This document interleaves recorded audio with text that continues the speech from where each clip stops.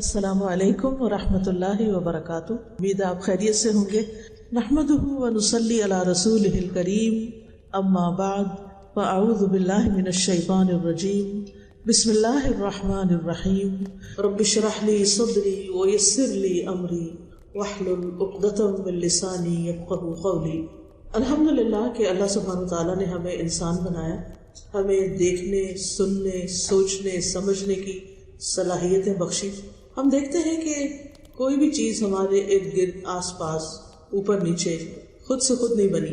اگر کوئی یہ کہے کہ یہ کالج خود بن گیا تو یہ بات درست نہ ہوگی. اگر کوئی یہ کہے کہ یہ لیپ ٹاپ خود بن گیا تو یہ بھی درست نہیں. چھوٹی سے چھوٹی چیز، بڑی سے بڑی چیز، کوئی بھی چیز خود نہیں بنتی، کوئی بنانے والا ہی اس کو بناتا ہے. اسی طرح یہ زمین، یہ آسمان، یہ ستارے، یہ سیارے، یہ درخت، یہ پانی، یہ ہوا، ان میں سے کوئی بھی چیز خود سے خود نہیں بنی. اور بحیثیت مسلمان کے ہم سب جانتے ہیں کہ ان کو بنانے والا کون ہے؟ اللہ سبحانہ و تعالی. اللہ خالق کل شیء، اللہ ہی ہر چیز کا خالق ہے، اسی نے سب کچھ بنایا ہے. پھر دوسری چیز ہم یہ دیکھتے ہیں کہ جتنی بھی چیزیں ہیں ان میں سے ہر چیز کا کوئی نہ کوئی مقصد ہے، کسی مقصد کے لیے بنائی گئی ہے. مثال کے طور پر یہ پانی کی بوتل اس لیے بنائی گئی ہے کہ اس کے اندر پانی رکھا جائے اور وقت ضرورت استعمال کیا جائے.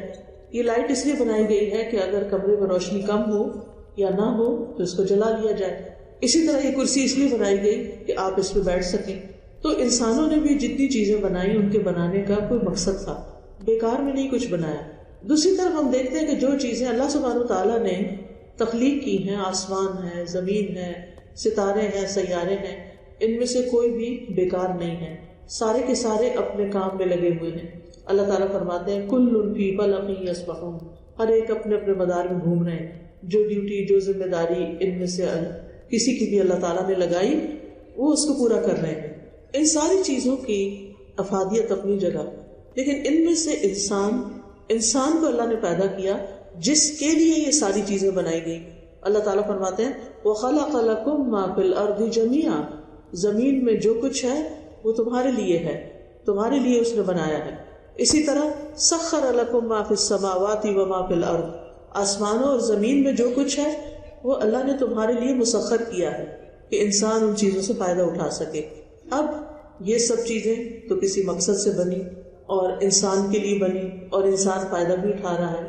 لیکن سوال یہ پیدا ہوتا ہے کہ انسان کیوں بنا ہے، ہمیں کیوں پیدا کیا گیا ہے، ہماری زندگی کا کیا مقصد ہے، ہمیں کیا کرنا ہے. ہم جانتے ہیں کہ ہمارے خالق نے پیدا کیا اور بیکار پیدا نہیں کیا، بلکہ قرآن مجید میں فرمایا، سورۃ الذاریات میں آتا ہے وَمَا خَلَقْتُ الْجِنَّ وَالْإِنسَ إِلَّا لِيَعْبُدُونَ، کہ میں نے جن و انس کو اپنی عبادت کے لیے پیدا کیا. گویا سب کچھ ہمارے لیے اور ہم اپنے رب کی عبادت کے لیے. ابن عباس کہتے ہیں کہ لیعبدونی کا مطلب ہے لیعرفونی، کہ لوگ مجھے پہچانیں. تو یہ ساری چیزیں چھوٹی ہوں یا بڑی ہوں، یہ ساری کی ساری اللہ تعالیٰ کی پہچان کا ذریعہ ہے. ان کے ذریعے ہم اپنے خالق کو پہچانتے ہیں اور پھر خالق کو پہچان کر اس پر ایمان لاتے ہیں. تمام چیزیں اللہ تعالیٰ نے انسانوں کے لیے بنائی اور انسانوں کو اپنی عبادت کے لیے بنایا. اب سوال یہ پیدا ہوتا ہے کہ عبادت کیا چیز ہے. عبادت کا لفظ جو ہے وہ عربی زبان میں عبد سے نکلا ہے. عبد کہتے ہیں بندے کو، غلام کو. پہلے زمانے میں آپ جانتے ہیں کہ غلامی کا دور تھا اور جو غلام ہوتے تھے ان کو خرید لیا جاتا تھا، وہ خریدے ہوئے انسان ہوتے تھے. اور پھر وہ جس کے غلام ہوتے تھے وہ اس کی ہر بات مانتے تھے. ان کی اپنی کوئی سیر نہیں ہوتی تھی، اپنی مرضی نہیں ہوتی تھی.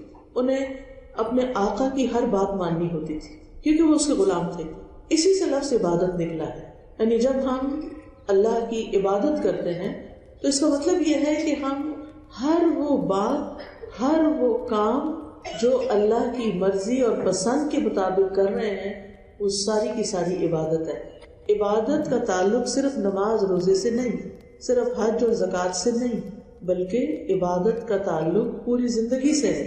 صبح سے لے کر رات تک ہم جو بھی کام کرتے ہیں ان میں سے ہر کام کو اگر ہم سوچ سمجھ کے کرتے ہیں اور اللہ کی پسند کے مطابق کرتے ہیں تو چاہے ہم کھانا پکا رہے ہوں، چاہے ہم کھانا کھا رہے ہوں، چاہے ہم کسی کو کھلا رہے ہوں، چاہے ہم گھر کی صفائی کر رہے ہوں، چاہے ہم پڑھنے کے لیے نکلے ہوں، چاہے ہم پڑھانے کے لیے نکلے ہوں، چاہے ہم کوئی جاب کر رہے ہوں، ہم کچھ بھی کر رہے ہوں، اگر ہمارا کام ٹھیک ہے، جس میں 2 شرائط پائی جاتی ہیں، ایک یہ کہ ہماری نیت اچھی ہے، ہم اللہ تعالیٰ کو خوش کرنے کے لیے کر رہے ہیں، اور دوسرے یہ کہ اس کا طریقہ ٹھیک ہے، اس میں آنیسٹی ہے، تو یہ ہمارے سارے کام بھی عبادت ہے۔ ایک جھاڑو لگانا بھی عبادت ہے، گھر کو صاف ستھرا رکھنا بھی عبادت ہے۔ اور بائی دا وے مجھے بہت ہی خوشی ہوئی ہے کہ مردان ایک ایسا شہر ہے جس میں بہت صفائی ہے، تو مجھے جو فیلنگ آ رہی تھی وہ یہ کہ یہاں کے لیڈرز آنیسٹ ہیں، جنہوں نے اپنے لوگوں کا خیال رکھا ہے، اور یعنی چھوٹی سے چھوٹی گلیوں سے ہم غلطی سے یونیورسٹی کی طرف جا رہے تھے اور چھوٹی چھوٹی گلیوں میں گھس گئے، گلیاں بھی صاف اور سڑکیں بھی صاف اور دکانیں بھی صاف، اور ہر طرف ایک خوشی اور ایک خوشحالی کی فیلنگ نظر آ رہی تھی۔ میں پچھلے 1-1.5 مہینے سے مسلسل ٹریولنگ کی حالت میں ہوں، اور پاکستان کے مختلف صوبوں اور علاقوں میں جانے کا مجھے اتفاق ہوا ہے، تو یہاں آ کر ایک ہی معنی میں بہت خوشی ہوئی۔ آپ لوگ خوش قسمت ہیں جو اس شہر میں رہتے ہیں، اور میری دعا ہے کہ یہ شہر اور زیادہ ترقی کرے۔ تو بات یہ ہے کہ ہم چاہے حکومت کر رہے ہوں، چاہے ہم خادم ہوں، خدمت کر رہے ہوں، ہم سروس کر رہے ہوں، ہم جاب کر رہے ہوں، ہم کچھ بھی کر رہے ہیں، اگر ہماری نیت اچھی ہے اور ہمارا طریقہ اچھا ہے تو یہ سب کچھ عبادت ہے۔ ہمارے دین میں، دین اسلام میں، دین اور دنیا کو الگ نہیں کیا گیا۔ یہ کانسیپٹ غلط ہے کہ دین الگ ہے، آپ کا پرائیویٹ معاملہ ہے، آپ گھر میں جو چاہو کرو، اور دنیا میں آپ بالکل کسی اور طریقے پہ چلو۔ نہیں، ہمارا دین ایک مکمل دین ہے جس میں زندگی کے ہر شعبے سے متعلق ہمیں رہنمائی دی گئی ہے۔ ایک صحابی تھے جنہوں نے یہ کہا کہ قرآن میں ہر سوال کا جواب ہے، تو سننے والے نے کہا کہ اچھا مجھے بتائیں قرآن میں بریڈ بنانے کا کیا طریقہ لکھا ہوا۔ تو وہ تھوڑی دیر کے لیے گئے اور جو بریڈ بنانے والا تھا اس سے پوچھ کر آ گئے، تو ان کا کہ بریڈ اس طرح بنتی ہے۔ ان کا کہ یہ قرآن میں لکھا ہے؟ ان کا نہیں، قرآن میں لکھا ہے فَاسْأَلُوا أَهْلَ الذِّكْرِ إِن كُنتُمْ لَا تَعْلَمُونَ، جاننے والوں سے پوچھو اگر تمہیں معلوم نہیں، یعنی جو چیز تم نہیں جانتے جا کر کسی سے سیکھ لو۔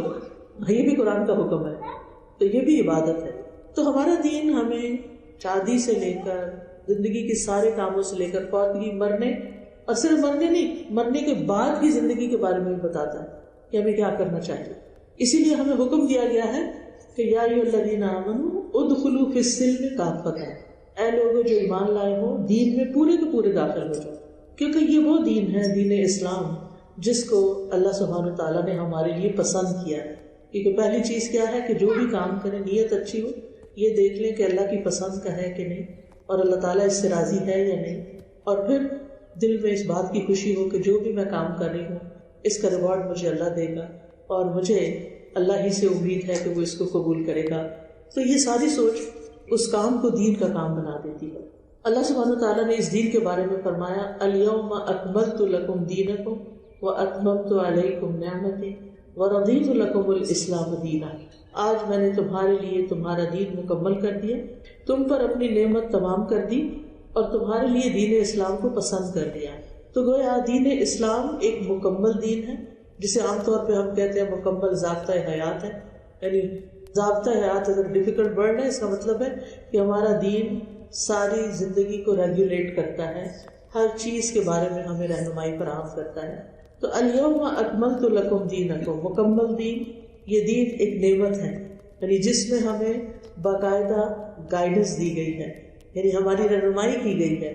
اللہ تعالیٰ نے ہمیں پیدا کر کے ایسے ہی چھوڑ نہیں دیا، بلکہ ہمیں گائیڈ کیا ہے کہ مثال کے طور پر شادی کیسے کرنی ہے، شادی کے بعد کیا کرنا ہے، کاروبار میں کیا حلال ہے حرام ہے، لوگوں کے ساتھ کیسے سلوک کرنا ہے، ماں باپ کے ساتھ کیسا معاملہ کرنا ہے، بچوں کے ساتھ کیسا معاملہ کرنا ہے، بہن بھائیوں کے ساتھ ان کا کیا مقام ہے، نیبرز کا کیا مقام ہے، دنیا میں رہنے والے سارے انسانوں، نہ صرف یہ کہ انسان بلکہ حیوانوں کے حقوق بھی ہمیں بتائے گئے، ہمیں ہر چیز کے بارے میں بتایا گیا، حتیٰ کہ انوائرمنٹ کے بارے میں بھی ہمارا دین ہمیں گائیڈ کرتا ہے کہ ریسورسز کو کیسے استعمال کرنا ہے، دوسرے انسانوں کے حقوق کا کس طرح خیال رکھنا ہے۔ اس لیے اس دین کو نعمت قرار دیا گیا، الیوم اکملت لکم دینکم واتممت علیکم نعمتی، کہ میں نے تم پر اپنی نعمت تمام کر دی۔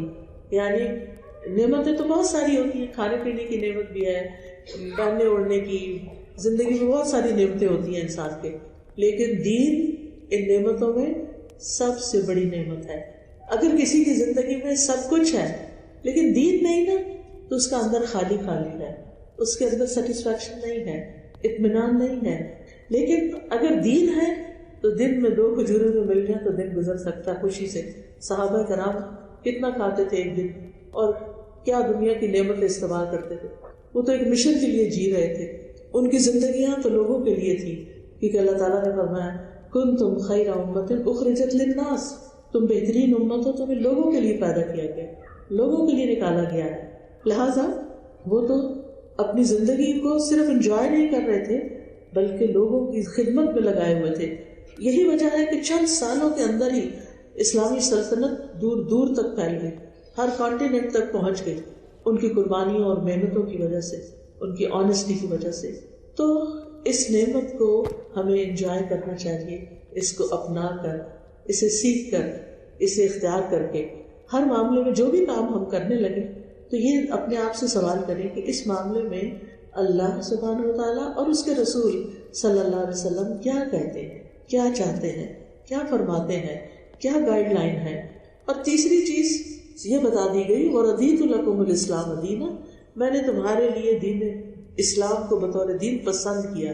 ایک اور جگہ پر آتا ہے اِنَّ الدِّينَ عِندَ اللَّهِ الْإِسْلَامُ، کہ دین تو اللہ کے نزدیک بس اسلام ہی ہے۔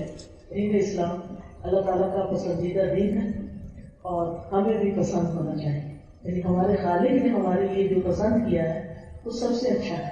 یعنی کچھ لوگ ہوتے ہیں وہ اپنی زندگی میں اتنے خوش رہتے ہیں تو ان کی خوشی کا راز یہ نہیں ہوتا کہ انہیں ہر چیز ان کی مرضی کی ملتی ہے، ان کی زندگی میں ان کی مرضی کے خلاف بھی بہت سی چیزیں ہوتی ہیں، لیکن جب وہ یہ سوچ لیتے ہیں کہ ایک میری چاہت تھی اور ایک اللہ کی چاہت ہے کہ میرے ساتھ ایسا ہو، تو میں پریفر کرتی ہوں اس کو جو اللہ کی چاہت۔ یعنی اگر انسان اللہ تعالیٰ کی پسند پر، اللہ کی تقدیر اور اللہ کی رضا پر راضی ہو جاتا ہے تو یہ چیز انسان کو خوش کر دیتی ہے۔ آج اگر میرے پاس کوئی چیز ہے تو اللہ نے دی ہے، میں شکر گزار ہوں، اور اگر کل وہ چیز میرے پاس نہیں تو اللہ تعالیٰ چاہتا ہے کہ اب یہ نہ ہو، میں اس پر بھی شکر گزار ہوں۔ جب تک اللہ نے چاہا اس چیز کو میرے پاس رکھا اور جب چاہا اس کو لے لیا۔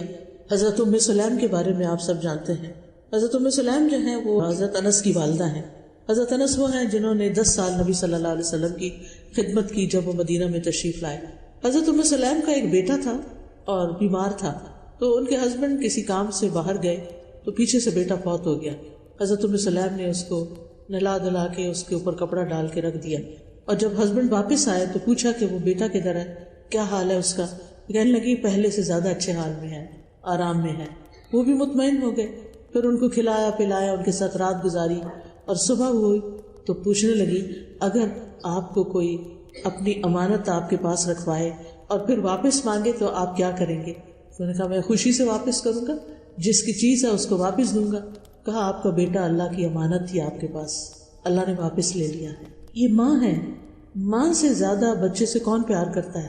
لیکن یہ کیسی ماں ہے جو اتنی بڑی بڑی باتیں کری اور اتنے حوصلے میں اور اتنے صبر میں؟ یہ صبر کس نے سکھایا ہے؟ یہ حوصلہ کس نے دیا ہے؟ یہ غم کے ساتھ ڈیل کرنا کس نے سکھایا؟ یہ دین نے سکھایا، یہ ایمان نے سکھایا۔ اس میں ہم دیکھتے ہیں ایک اور مثال ہے، عرب کی ایک مشہور شاعرہ تھی خنسا۔ دور جاہلیت میں ان کو اپنے بھائی سے بہت پیار تھا، تو دور جاہلیت میں اس کے بھائی کو کسی نے مار ڈالا، سخر اس کا نام تھا، مارے گئے۔ ان کے لیے انہوں نے بہت مرثیے لکھے۔ مرثیے وہ پوئمز ہوتی ہیں جو مرنے والے کے لیے لکھی جاتی ہیں، تو بہت سی پوئمز انہوں نے لکھی اور وہ اتنی مشہور ہوئی اور اس کی وجہ سے ان کو بہت شہرت ملی مرثیے کی وجہ سے۔ مرثیے کا مطلب تو پتہ ہے نا آپ کو جی، جو کسی کی وفات پر لکھا جاتا ہے، شاعری ہوتی ہے، تو یہ اس کی وجہ سے بہت زیادہ پاپولر ہو گئی۔ اور اس میں یہ کہتی ہیں کہ میں سخر کے لیے اتنا روں گی کہ کبھی میں نہ کھاؤں گی، نہ پیوں گی، نہ سائے میں بیٹھوں گی، پتہ نہیں کیا کیا باتیں انہوں نے کی اور اپنے غم کا اظہار کیا۔ یہی خاتون خنسا مسلمان ہوتی ہیں، جنگ قادسیہ میں ان کے 4 بیٹے شہید ہوتے ہیں اور یہ ایک آنسو نہیں بہاتی۔ وہ جو دور جاہلیت میں دن رات رو رہی تھی، کہتے ہیں کہ مرثیے لکھنے کے علاوہ انہوں نے کالے رنگ کی گدڑی پہن لی تھی، وہ بالوں کی بنی ہوئی ہوتی ہے نا، جو ہر وقت غم کے اظہار کے طور پر یہ اپنے اوپر چڑھائے رکھتی تھی، کبھی نہیں اتارتی تھی، سب کو بتانے کے لیے کہ میں غم زدہ عورت ہوں اور میرا بھائی فوت ہو گیا ہے، لیکن جب ایمان آیا 4 بیٹوں کی شہادت پر یہ آنسو نہیں بہا رہی۔ اس کا یہ مطلب نہیں کہ کسی کے غم میں آنسو بہا نہیں سکتے، میں وہ ڈفرنس بتانا چاہتی ہوں کہ ایک انسان جب اسلام میں پورا داخل ہوتا ہے، جب اس کے اندر ایمان مضبوط ہوتا ہے، تو وہ دنیا کی ہر چیز کا مقابلہ کر لیتا ہے، وہ حقیقی معنوں میں امپاورڈ ہو جاتا ہے۔ آج ہم ویمن امپاورمنٹ کی باتیں کرتے ہیں کہ عورتوں کو مضبوط بنانا چاہیے، اور اس کے لیے ایک سولوشن ہے ہمارے پاس کہ ان کو فائنینشلی اسٹرانگ کر دو تو وہ بہت امپاورڈ ہو جائے۔ نہیں، میں پرسنلی جانتی ہوں بہت سی خواتین کو جن کے پاس اپنا بہت سا پرسنل مال ہے لیکن وہ غم سے باہر نہیں آتا، محرومی کا شکار ہے۔ یہ صرف دین ہے جو انسان کو مضبوط بناتا ہے، یہ اللہ کے ساتھ تعلق ہوتا ہے، یہ جینے کا مقصد سامنے ہوتا ہے جس کی وجہ سے انسان مضبوط بنتا ہے اور اچھی زندگی بسر کر سکتا ہے۔ کیونکہ اس زندگی میں امتحان بہت سارے ہیں، بہت سی مشکلات ہیں، لیکن عقل مند انسان وہی ہے کہ جو ان مشکلات کا مقابلہ کرنا جانتا ہو اور ان مشکلات کو حل کرنا جانتا ہو اور اس کا حل تلاش کرنا جانتا ہو۔ یہ عقل مندی نہیں ہوتی کہ ہم ہر وقت چھوٹے بڑے مسائل کو لے کر لوگوں کے پاس بیٹھ کر روئیں، یہ کوئی عقل مندی کی بات نہیں ہوتی۔ ادھر بچے نے کچھ کیا، ادھر فرینڈ کو فون کیا، آج میرے بچے نے یہ کر دیا، ادھر شوہر نے کچھ کہا تو پھر کسی اور کو سنانے بیٹھ گئے کہ شوہر ایسا ہے، ماں باپ ایسے ہیں، فلاں ایسا، ساری دنیا سے کمپلینٹس ہیں۔ کیا کر رہے ہیں ہم اپنی زندگی کے ساتھ؟ لوگ تو ایسے ہی ہیں، وہ تو نہیں بدلیں گے۔ کس کو بدلنا ہے؟ ہمیں خود کو بدلنا ہے، اور ان باتوں کی پرواہ نہیں کرنی، اور ان باتوں کو اپنے سر پہ سوار نہیں کرنا۔ ان سارے حالات کے باوجود ہمیں وہ کرتے رہنا ہے جو ہمیں کرنا چاہیے، جو ہماری آخرت کے لیے مفید ہو، جو ہماری کل کی زندگی کو، جو اصل زندگی ہے، اسے خوشگوار بنا دے۔ ہم سب کو پتا ہے ہم اس دنیا میں ہمیشہ کے لیے نہیں آئے، انسان آ رہے ہیں اور جا رہے ہیں، اللہ کے پاس سے آ رہے ہیں اور اللہ ہی کے پاس واپس جا رہے ہیں۔ صرف جو بیچ کا تھوڑا سا عرصہ اس پلانٹ پہ ہے، ٹیسٹنگ ٹائم ہے، ہم سب کو ٹیسٹ کیا جا رہا ہے، لِيَبْلُوَكُمْ أَيُّكُمْ أَحْسَنُ عَمَلًا، کہ یہاں رہ کے اچھے کام کون کرتا ہے۔ تو ہماری زندگی کا گول اور ہدف اور مقصد کیا ہونا چاہیے کہ ہم اپنی زندگی کے ہر منٹ کو کسی اچھے کام میں گزاریں، ہم لوگوں کے ساتھ اچھا معاملہ کریں، ہم پروڈکٹیو انسان ہوں، اس زمین پر کچھ کر کے جائیں، صرف رونے دھونے میں وقت نہیں گزاریں۔ عام طور پر خواتین کا یہ ایک ویک پوائنٹ ہوتا ہے کہ چھوٹی چھوٹی چیزیں ان کو بہت ڈسہارٹ کر دیتی ہیں اور سینسیٹیو بنا دیتی، اور پھر اس کے بعد وہ کچھ کرنے کے قابل نہیں رہتی۔ ان چیزوں سے اوپر اٹھ جائیں۔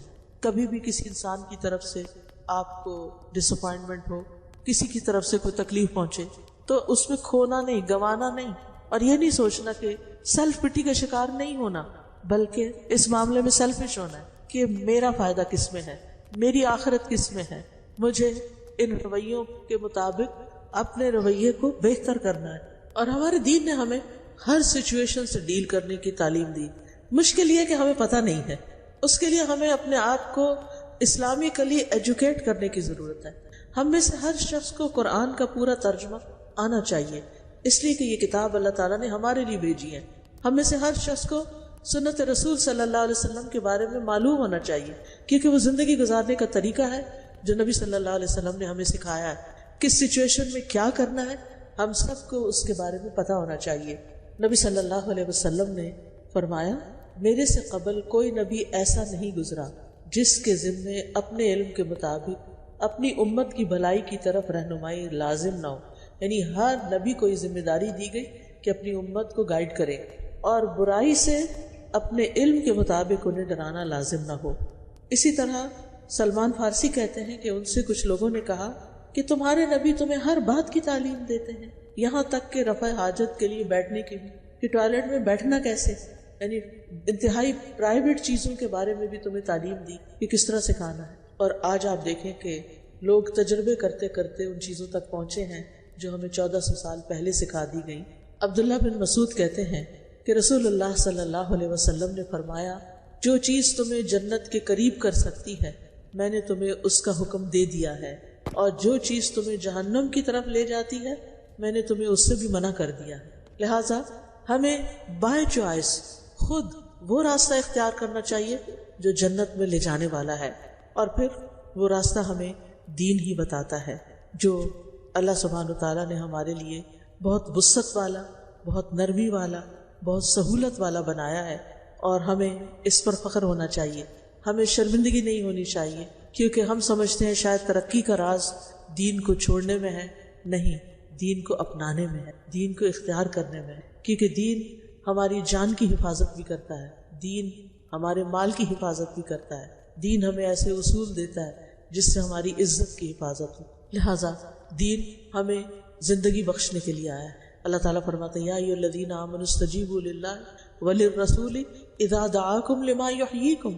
اے لوگوں جو ایمان لائے ہو، اللہ اور اس کے رسول کی پکار پہ لبیک کہو جب تمہیں وہ اس چیز کی طرف بلائیں، دعوت دیں جو تمہیں زندگی بخشتی ہے.